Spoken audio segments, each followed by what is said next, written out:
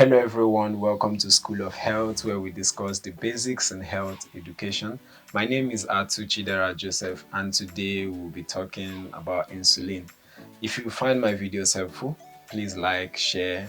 Also remember to subscribe and turn on post notification button so you'll be notified whenever I post a new video. Yep, insulin. Okay, so what is insulin?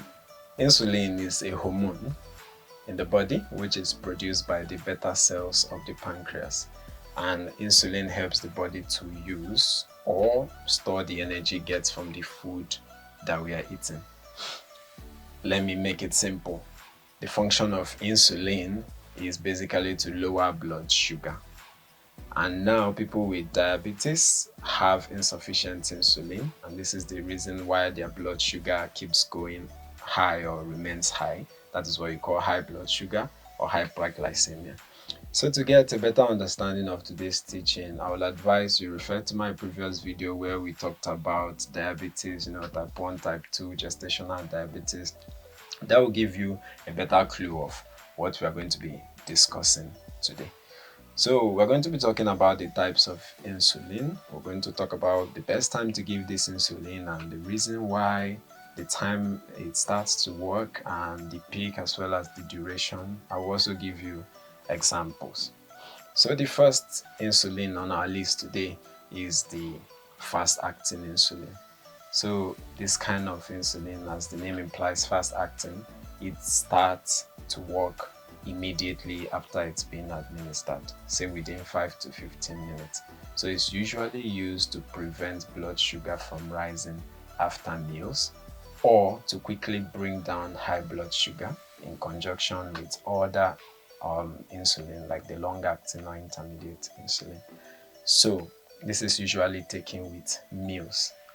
Before you give a rapid or fast-acting insulin, you have to make sure that there is food available for the person to eat immediately.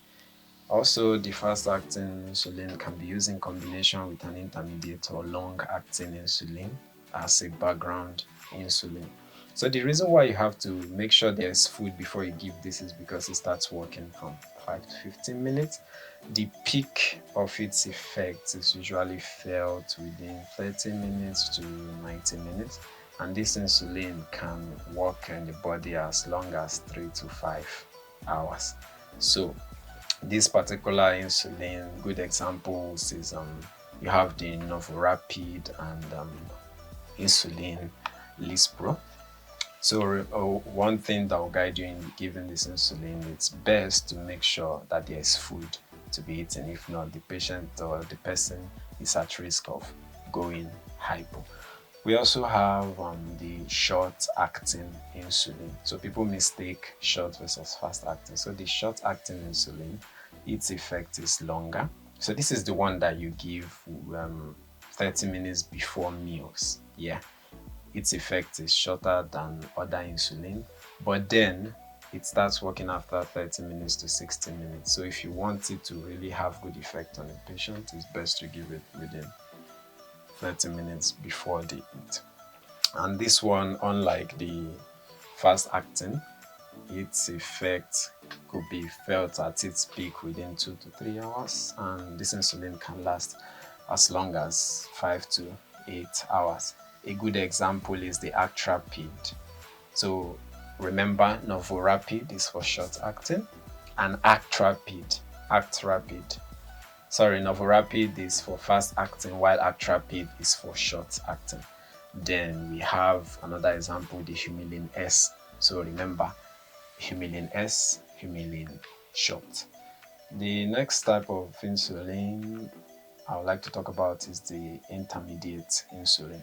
So this one is usually that one that you take like once or twice daily, depending on how the doctors want to prescribe it. It's also a background insulin. It's intermediate because the effect is not so short or so long, like it's more like in the middle, if you know what I mean.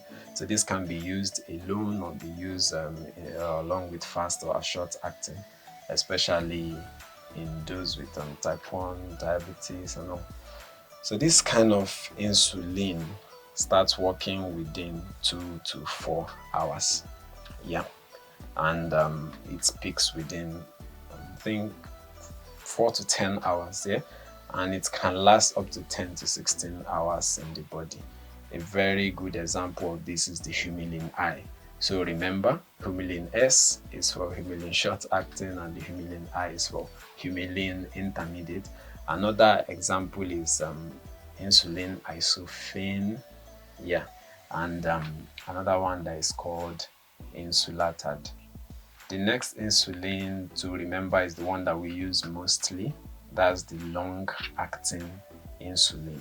And good examples of this is Lang2, Sabasagla, Tresiba, Leveme, Tojo. Yeah, I remember a lot of them because patients are mostly on fast-acting, short-acting, and long-acting insulin, depending on the type of diabetes they have and how the doctors plan to, or the medical team plan to manage this patient. So as the name implies, long acting, the effect is felt longer. Yeah, this can last up to 20 to 42 hours depending on the particular choice of insulin that is being used. So this is the major background insulin. In people with type 1 diabetes, is used in background while you're using the fast acting like Novorapid to control their blood sugar. Also, long acting insulin it comes in very handy when you're trying to take a patient off the variable rate insulin. You can also refer to my other video on variable rate insulin. There I discuss variable rate insulin, or the insulin formerly known as sliding scale, specifically because that's a very big topic on its own. So the long-acting insulins are usually taken once a day, and that's because of how long it can last in your body, within 20 to 42 hours.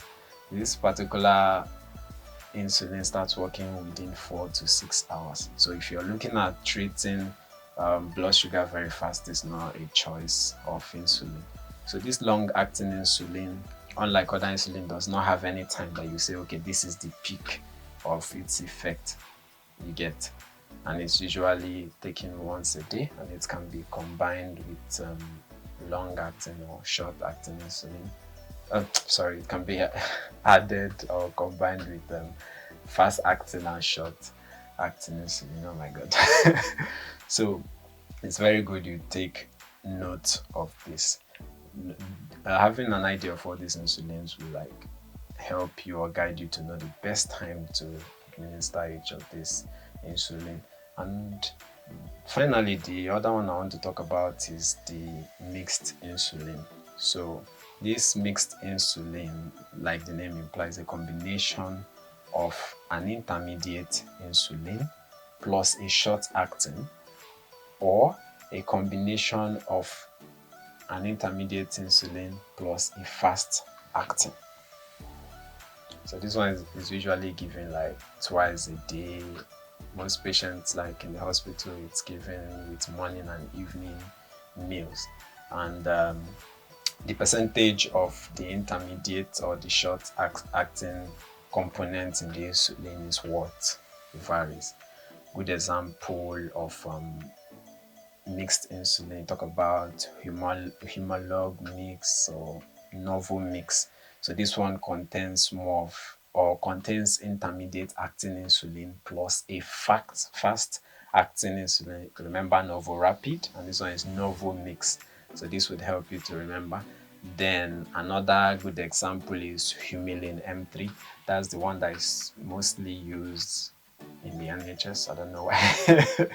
But anyway, the Humulin M3 is a combination of the intermediate one and a short acting insulin. So these insulins and the examples, they could come confusing. Remember, Humulin S, short, Humulin short acting. Humulin I, Humulin intermediate acting. Then if you want to remember the other Humulin, say Humulin M3, and that's Humulin mixed. Should we say mixed 3? Just find a way to remember it. So you need to Like, take your time, study these insulins, the best time it's been given, the onset of its action, and all that. Another thing you should consider when choosing your kind of insulin or reviewing the prescription of the doctors concerning this insulin is blood sugar levels. So generally, um, depending on where you are, here in the UK we use the millimole per liter. Normal range is expected to be between 4 to 8 millimole, and for inpatients in the hospital 4 to 10, but 10 to 12 is also acceptable. What I will advise is you check your local guideline, like your hospital policy. Yeah, some trust to say to 12.5. So when the blood sugar is low, that's what we refer to as hypoglycemia, and that's the blood sugar now is less than 4 millimole per liter. So in this case, the best thing is to treat hypoglycemia following your local or your trust guideline. Then we have the hyperglycemia. So this is when the blood sugar is above 10 millimole per liter. Yeah, like I said, some trust will say 12, 12.5. So follow your trust guidelines. So this is the point where you check ketone levels, because someone who is having this continuous high blood sugar is at risk of ketoacidosis, diabetic ketoacidosis. So it's best to check for ketone levels at this point. Then finally, without wasting much of your time, I just want to outline a few points that you should note when making use of insulin. Now, for patients with type 1 diabetes, never you omit an insulin dose. You have to find a way around it. You have to, if the patient is refusing, you have to encourage them. Now, omitting that dose could lead to the person's blood sugar going so high that you won't be able to control it again, and they are insulin dependent. So never miss an insulin for type 1 diabetes patient. So be careful. Most of the insulins, their names sound alike, just like I said, Humulin I, Humulin S, and then Humulin M3. So remember, it's Humulin I, Humulin intermediate, Humulin S, Humulin short, and Humulin M3, Humulin mixed. Let that ring a bell in your mind. Also remember it's like every normal medication, remember your 6 rights to medicine administration. Make sure that you're giving the right dose. There's this mistake that happened sometime. Someone was asked to give I think 5 units of Novorapid, and she went and gave 5 meals. So make sure you're using the right needle. Insulin comes in units, and usually 100 units per meal. You get, so if it's 100 units per meal, if you're confused as a student or anything, just try to speak to the nurse who you're working with.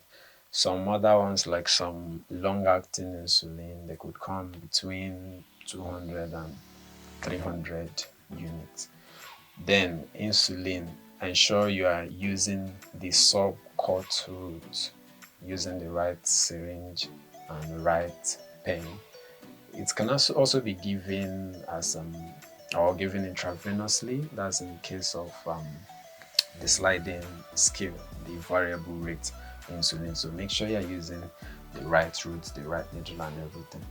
Then you should also look out for signs of hypoglycemia in the patient you're giving this insulin. So talking about the signs of hypoglycemia, take your mind back to how you feel whenever your blood sugar is going down or when you're hungry. You find out that you start shaking, you could start sweating, and there will be a rise in your hunger threshold. You feel like eating someone. You could become anxious, start having palpitation. And now in some patients, that could lead to loss of consciousness.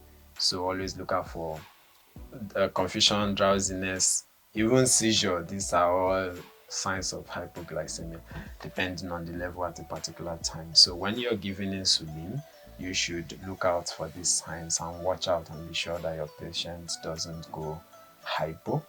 So lastly, remember to monitor diabetic patients. So the frequency of the monitoring should be in line with your trust or your local guideline, your hospital guideline. So, but generally, let's say you have someone who is whose diabetes is diet controlled, like they don't need medication, or that such a person is having metformin. Have have a look at the range this person is on and when they eat normally, so that you do it at least once a day. But if you have very unstable and ill patients, try your best to do it at least 4 times a day.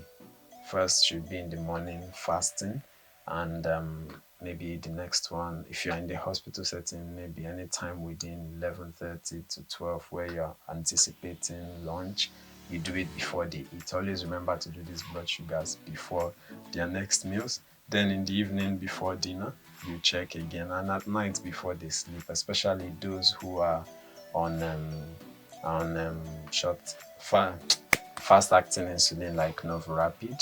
You have to check their blood sugar before they sleep. Then another thing is, if you have a patient who you have given PRON, Novorapid fast acting. What I mean by PRON is those medications that are prescribed for you to give it when necessary. So if you have a patient that you've given this at night, remember there's a very high chance of blood sugar dropping extremely low. So remember to check 4 hourly after you administer this insulin, especially the fast acting insulin, because someone whose blood sugar is even reading higher than 27 millimole per liter could crash down. The person will become hypo before early morning. So you have to be careful. You have to protect your pin at all time. So if you have any questions or comments or something you want us to discuss more about insulin, please let me know. Refer to my previous video on diabetes and variable rate insulin, formerly called or aka sliding scale. Leave a comment if this video was helpful to you. Remember to like, subscribe, turn on post notification, and finally share to those who will be benefiting from this. There are more topics. Once again, my name is Chidera Joseph. See you some other time.